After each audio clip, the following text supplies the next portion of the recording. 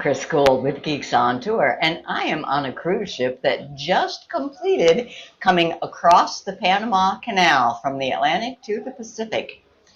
Just the first set of locks, which was 3 chambers, took over an hour, maybe an hour and a half to complete, and I wanted to get a video of that.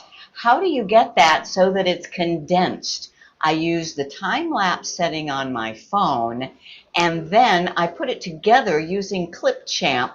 I want to show you the ℙ𝕝𝕝𝕝 video editor. I want to show you how I did that. And first, you have to watch the video that was the result of my efforts. Notice that this isn't all video. These are still shots, but there's still motion because it's zooming in to a point in the distance.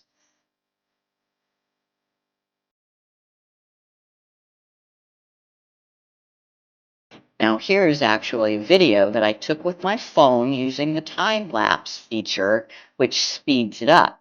But then I speeded it up even more once I got it into ℙ𝕝𝕝𝕝.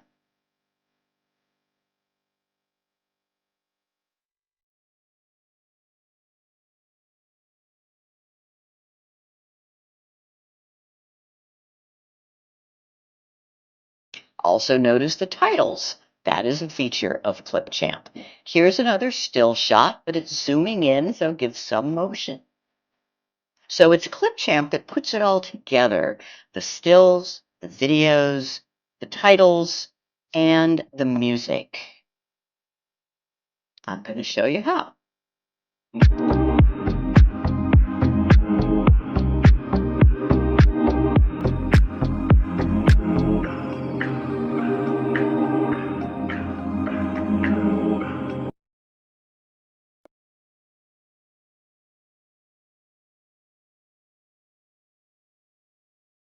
First, let me show you where the options are on the Samsung Android and on the iPhone. So here's my Samsung. You open the camera and there's an option called More. When you go to More, you're going to see all sorts of things, including slow motion, hyperlapse, and super slow motion. If you then tap slow motion, now your shutter button looks a little bit different. You'd tap it once to start recording, and you'd tap it again to stop. Fast motion, same thing. It's on More. It's called hyperlapse. There are some options up here, but I don't mess with those. You tap it once to start it recording. You'll watch the little timer up here. You tap it again to stop. On the iPhone, it's even easier. Open the camera, and you will find both slow-mo and time-lapse, that's the fast one, right on the main menu.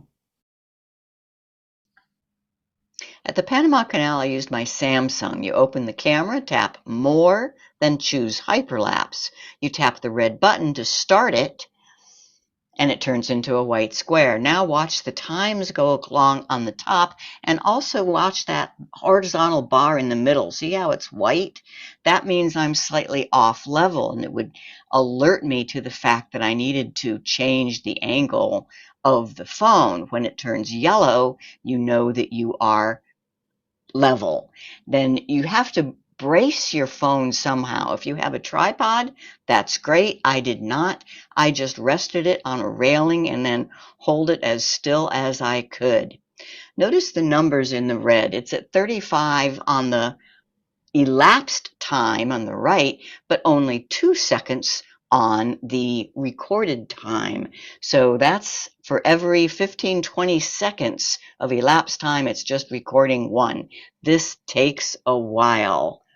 I would stop it, wiggle my fingers and then start again, knowing I would put it together in ℙ𝕝𝕝𝕝 later. So here I am in ℙ𝕝𝕝𝕝 video editor, part of Windows. For a basic tutorial on using ℙ𝕝𝕝𝕝𝕝, refer back to Fun with Photos number 21. So here is that one video that was taken with time lapse, and I think it's still too slow. I can speed it up in ℙ𝕝𝕝𝕝. I'm going to pause. with this right side menu item, I click on speed, and I played around with this, and I decided I wanted to go all the way up to 4 times faster than it was playing. Let's take a look. Yes, that is speeded up enough to really show what's going on. Next, I'm going to add a photo. And for the photo, I don't want it to be just static. I want it to zoom in. And that's considered an effect. Effects over at the right-hand side here. With the photo selected on the timeline, I click on slow zoom. Notice it turns purple. And let's see what that did.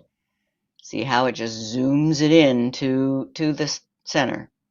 I can zoom it to the top by clicking on that square. Then just 2 more things I want to show you. One is transitions.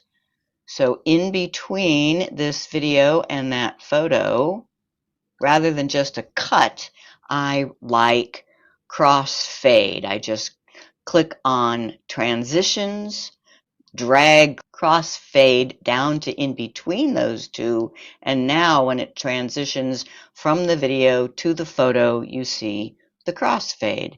And the last thing is titles. I click on text and choose, I liked this double lines one. I click the plus.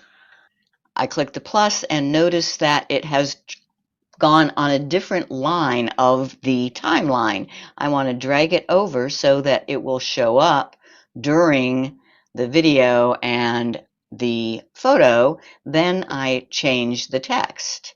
That's over at the right-hand side where all the properties are, and I type ℸ𝕗𝕗. Then I can move it to where I want.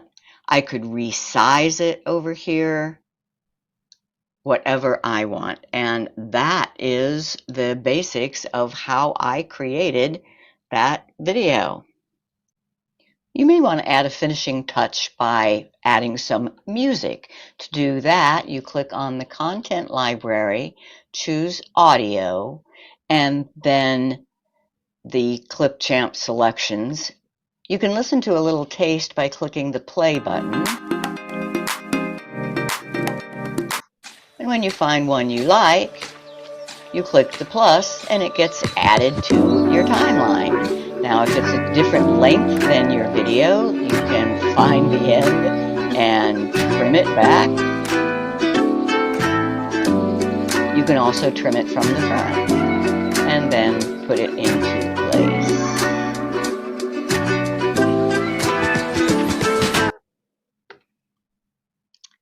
And here's the finished results.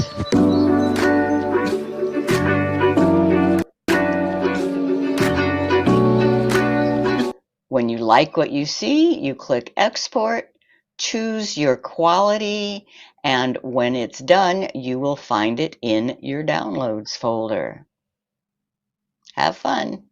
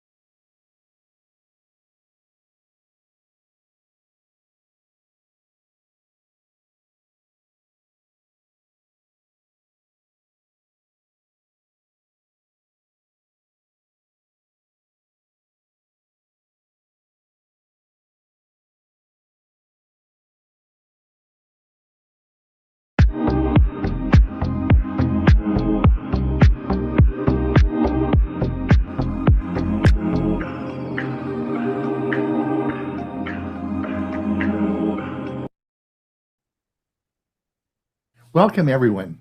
Today we're diving into the world of Apple devices and what you need to consider when purchasing an Apple device in 2024. Apple has always been at the forefront of innovation, and their devices are known for their sleek design, powerful performance, and seamless integration. But with so many options available, it can be overwhelming to decide which device is right for you. In this session, we'll break down the key factors that you should consider in this informed decision. Why do 70% of new iPad buyers feel overwhelmed? Because there are so many choices. First things first, what will you use it for? If you're just streaming videos and browsing, the basic iPad is perfect. Need more power for gaming or creative work? Check out the iPad Air or Pro. Next up, storage. If you're a photo hoarder or app junkie, aim for at least 128 GB. Otherwise, 64 GB might be enough. Don't forget about accessories.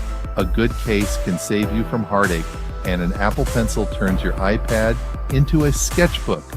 Finally, shop smart. Look for student discounts or refurbished options to save some cash. There you have it, folks. Happy iPad hunting. Whether you're looking for a new iPhone, iPad, MacBook, or Apple Watch, we've got you covered. The first step in choosing the right Apple device is understanding your needs. Are you a student looking to take notes or complete assignments?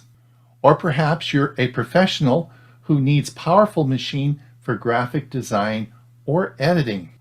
Maybe you're just looking for a device to stay connected to family or friends. Each Apple device has its own strength, so it's important to match those strengths with the ones specifically that you need. Ready to make your new MacBook your best buddy? Let's get you started. First things first, let's talk about the screen. It's super sharp, so your movies, games, and cat videos will look amazing. Plus, it's easy on the eyes. Next up, the battery life. This thing can last all day. So, no more hunting for outlets in the middle of your favorite show. Now, about storage. More storage means more room for fun, photos, apps, and all your files. Just remember, cloud storage is your friend. Oh, and don't forget about those handy shortcuts. Command plus C to copy, Command plus V to paste. Trust me, these will save you tons of time. Finally, let's talk about updates. Keep your MacBook updated for the latest features and security. It's like giving it a little boost every now and then. Enjoy your new MacBook. You've got this. For example, if you need a portable device with a long battery life, then the MacBook Air may be the perfect choice. On the other hand, if you need a device with a larger screen for creative work, the iPad Pro would be ideal. Now let's talk about budget. Apple devices are known for their premium quality, but also come with a premium price tag. It's important to set a budget before starting shopping to avoid overspending. Consider what features are most important to you and what you're willing to compromise on. For instance, if you're on a tight budget, you might opt for an older model with less storage. Apple also offers financing options and trade-in programs to make devices more affordable. Remember, investing in an Apple device is an investment in quality and longevity, so it's worth considering the long-term value. Another critical factor is to consider the Apple ecosystem. One of the biggest advantages of Apple devices is how well they work together with each other. So, you're thinking about getting an Apple Watch? Let me give you a few solid reasons why you should just go for it today. First off, health tracking. The Apple Watch is like having a mini doctor on your wrist. It keeps tabs on your heart rate, tracks your workouts, and even has an ECG feature to monitor heart health. If you're into fitness or just want to stay healthy, this is a game changer. Next, let's talk about convenience. With an Apple Watch, you can receive notifications, make calls, and even respond to texts, all without pulling out your phone. And hey, if you're someone who's constantly on the move, this is super handy. Now, on to customization. This device is incredibly versatile. You can switch out bands, change watch faces, and customize the look to fit your style. It's like wearing a piece of tech that's uniquely you. And don't forget about safety features. The Apple Watch has fall detection and emergency SOS. If you take a hard fall, it can alert emergency services for you. It's like having a little guardian on your wrist. Lastly, let's not overlook the ecosystem. If you're already in the Apple universe with an iPhone, Mac, or iPad, the Apple Watch integrates seamlessly. It enhances your overall tech experience. So there you have it. Health tracking, convenience, customization, safety features, and seamless integration. These are just a few reasons why an Apple Watch is worth considering today. If you already own an iPhone, you might find it beneficial to get a MacBook or an iPad because they work seamlessly with integration between the devices. Features like handoff, AirDrop, and iCloud make it easy to switch between devices and keep your data synchronized. Additionally, consider the compatibility of accessories and software. For example, if you use specific apps for work and creative projects, make sure they're available to optimize for the Apple device. You need to watch this if you struggle with messy headphone wires. Apple AirPods are here to save the day. These little gadgets pack a punch. Pop them in, and they automatically connect to your iPhone. No more fumbling with settings. The sound quality, crystal clear. It's like having a concert in your ears. And guess what? They know when they're in your ears and pause when you take them out. Plus, with a charging case, you get up to 24 hours of listening time, perfect for all-day use. Whether you're jogging, commuting, or just chilling at home, these AirPods stay put and keep the tunes flowing. Ready to upgrade your audio game? Grab your Apple AirPods today and experience the magic. The ecosystem can greatly enhance your overall experience and productivity. Finally, let's talk about future-proofing your purchase.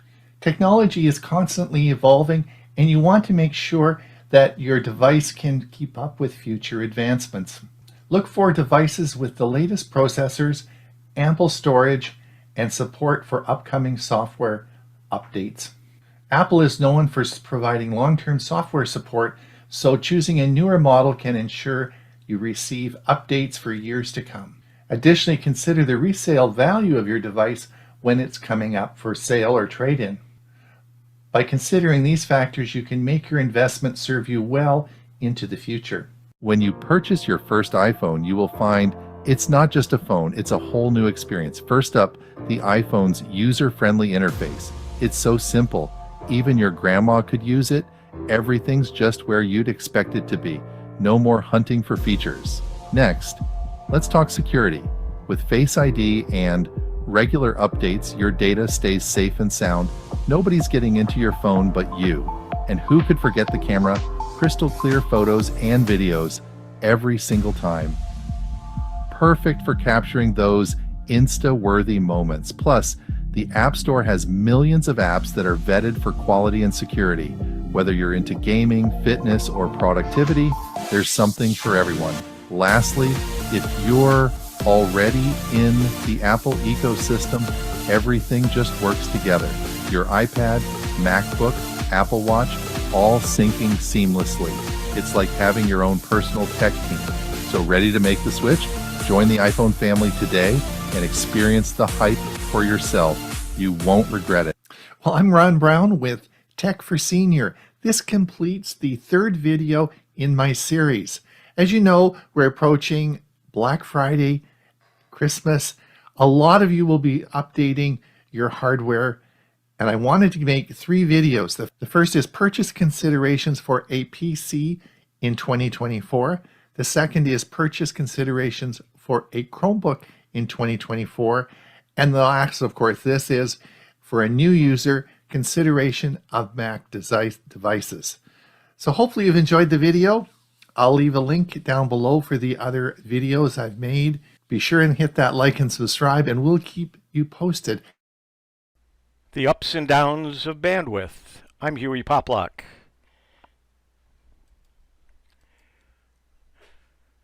Measuring bandwidth. Bandwidth is measured by megabits and megabytes. And there's 8 bits to a byte. So you need to make sure that if you're measuring it and you're looking at what the Bandwidth is, if it's a capital B, it's megabytes. If it's a small b, it's megabits. And you'll see the chart. It compares them. It's just eight times or divided by 8, depends on which way you're going. You have a 20 megabyte or 20 meg or megabits connection speed. Here's the conversion. 1 bit equals 0.125 or 1/8 of a byte. Thus, a 20 meg connection in reality is only 2.38 megabytes per second. Internet speed, the number they give you, 5 megabits per second, for example, Mbps, has nothing to do with how fast your internet works. It's not like your car or motorcycle where you can measure how fast it goes in miles per hour or mph. Instead, internet speed is your allocated bandwidth. Bandwidth is the amount of data that can be sent to you, usually measured in seconds. For example, 5 megabits per second would mean that you can receive up to 5 megabits of data per second. The best way to explain and understand how bandwidth and your internet speed works is by using an analogy. We're going to use a couple of them. The first one is, think of the bandwidth like a freeway. All the cars or the data travel at the same speed. So to get more data from the internet to your computer faster, the freeway needs to be wider. Have you ever been on a freeway where one of the lanes is closed or a couple of the lanes are closed and everybody is end to end? You can't go as fast. But when everybody is side by side, all the lanes are open. Once you get past the point where the accident was or where somebody's pulled over, everybody, all of a sudden, there's no bottleneck anymore. Everybody's going up to the speed limit or more. In other words, say 1 megabit per second is the equivalent of 1 lane of freeway. And let's say that you were trying to download an image which is 5 megabytes in size. So if you had a bandwidth of 1 megabit per second, 1 lane freeway, it would take you roughly 5 seconds to download the image. Now let's say you have 5 megabits bandwidth connection or a 5 lane freeway. How fast will you receive your image? In about a second. More bandwidth means that you'll receive more data at the same time. In this example, you can download 5 images with the wider bandwidth. In the same time, you could download 1 with the narrower bandwidth. Here's another picture of that same analogy. Bandwidth is like the number of lanes. The network devices are on-ramps, traffic signals, signs, and maps. And packets are like vehicles. In other words, how they're the container in which they're moving.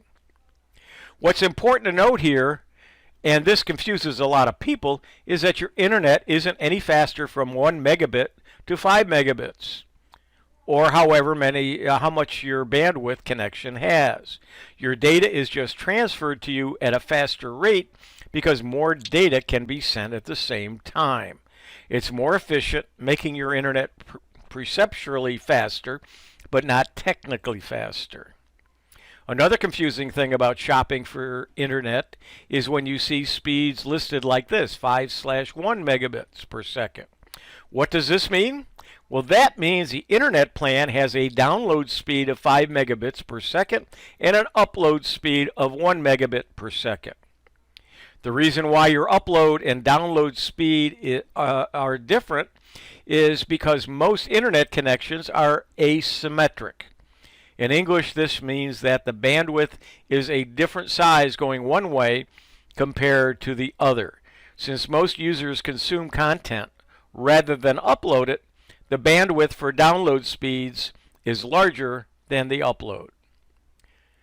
Yeah, what does affect your internet speed? The connection type. Are you DSL? Are you using an old modem? Are you using a cable modem? Are you using fiber optics? Something else that may affect it is your traffic congestion. Is your neighborhood using a lot of bandwidth? Is your house using a lot of bandwidth? Do you have more than one person on the computer in different rooms downloading or uploading data at the same time? What about the wiring? Do you have bad or old wires or connections or equipment, either in your neighborhood, in other words, in your yard, going from the pole to your house, or from wherever the internet is coming through? Is that old? So you may not even know. You may have rewired your house. It may be a new house, but the connections nearby may be old. And then, of course, distance. If you're farther away from the switching center that's sending the signal than someone else, your bandwidth may be less. Also, just consider this. If you're in a household and you've got 3 computers being operated in different rooms at the same time, you only have so much bandwidth, so much pipe coming into your house. If you got 3 people using the internet at the same time, doing similar things, each one is getting about 1/3 of that bandwidth.